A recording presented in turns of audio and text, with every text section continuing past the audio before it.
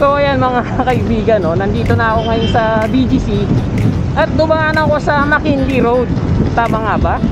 Grabe, mukhang ayoko nang bumalik doon dahil ang sakit sa paa eh, lubak-lubak. So dito po makikita nyo, hindi po ako nag-i-speed pero kusa pong bumababa eh. So ang bilis niya, no? Tipid kuryente to mga kaibigan, mukhang bilis ko. Meron muna tayo. Ayan po, oh.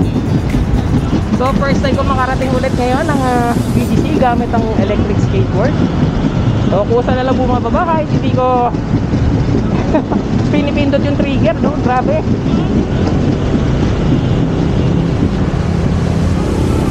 Salamat sir. So nagtatanong lang ako paano pupunta ng Venice. Wala talaga ako idea. So nandito pa lang ako sa 25th Street, 32th Street ang punta ko sa sir. So tara, mabang biyahe ito. So itong speed na po, ito tinatawag na natural na speed lang dahil wala naman po akong ginagawa dito. Opo, talagang likas na pababa lang po yung daanan dito, kaya ayan. Although ngayon tumitigil na, medyo pumapantay na.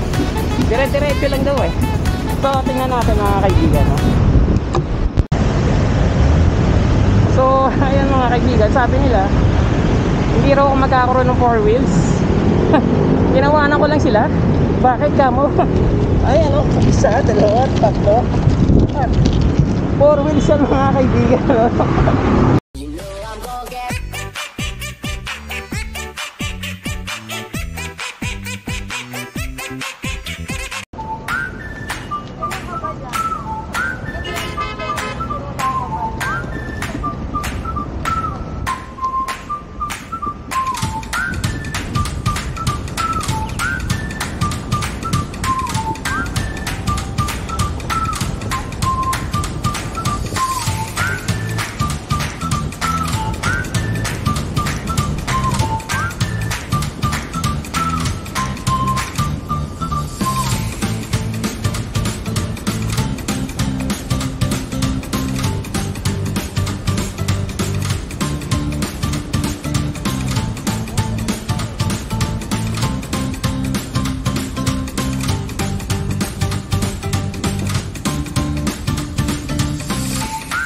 Sorry ass DJ.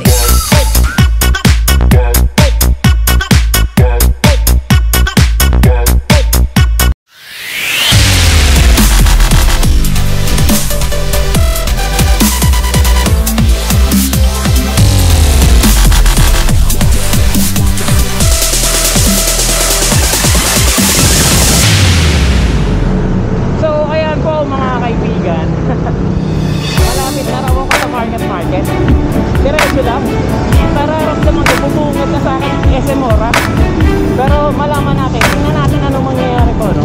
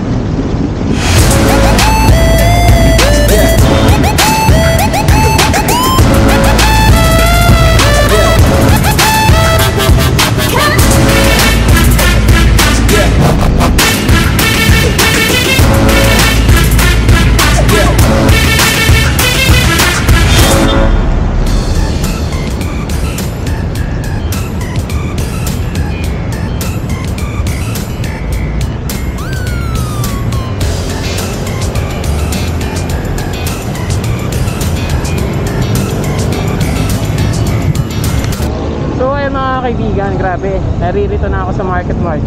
Alam niyo, hindi kayo makakapaniwala. Dati kapag napunta ako dito, dala-dala ko yung dalawa kong kick scooter na binibenta. At guess what? Yung minute ko yung buyer ko, hindi binili, no? At yung susunod kong buyer ay nasa Mega Mall pa. Di wow. Pero ngayon talaga hindi natin alam ang takbo ng buhay, no? Kung anong mangyayari. Sino ba naman makakaakala na magkakaroon ako ng electric skateboard, di ba?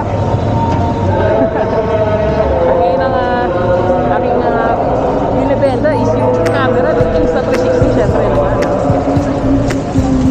Kaya ang purpose ko lang dito ay gumawa ng content. Actually, hindi ko pa alam kung makakarating ako ng Venice dahil ang C5 pala talaga naman ang bilis sa mga sasakyan doon. So, delikado. Ayoko mag-take ng lista doon dumaan. Kaya sabi dito sa service road, pwede raw ako dumaan. Pero tingnan natin kung sakaling hindi makapunta. Baka ito na lang. SM Mora. So, laging defensive driving talk tayo sa Bulol, no? Mga kaibigan, defensive driving lang. So, kahit na nasa bicycle lane tayo or skateboard lane, tayo ay kailangan titingin-tingin pa rin sa likod dahil hindi natin alam kung merong talagang sasakyan sa likod. May mga matitigas kasi ang ulo, di ba? So, mag-iingat pa talaga tayo.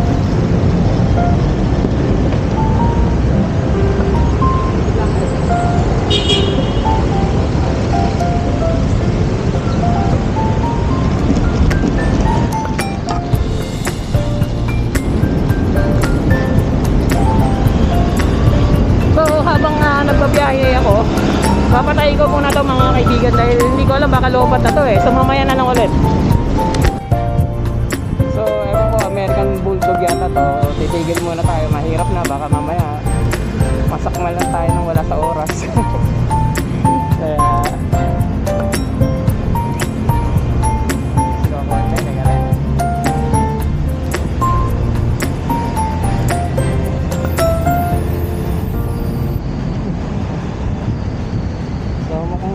kinagat. Ay, salamat, di ako sinakmal. Okay, tuloy ang biyahe mga kaibigan. So, malapit na daw ako sa Venice. Malaman natin.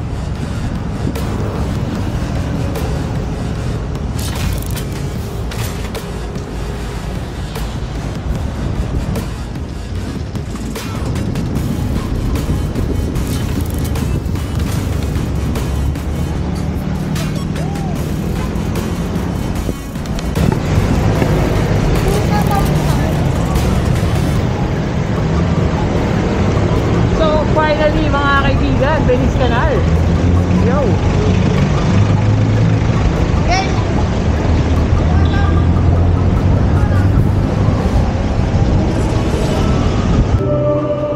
So, ayan mga kaibigan, mga ka-insta, nandito ako ngayon sa Venice. Ayan, yung matagal ko nang gustong puntahan na bangka, no? Na hindi ko naman masakyan dahil sarado. Sayang, magbabayad pa naman sana ako ng 100 pesos. Pwede na ba yun? Kulang ba? So, ayan, finally nakarating din. So, mission accomplished.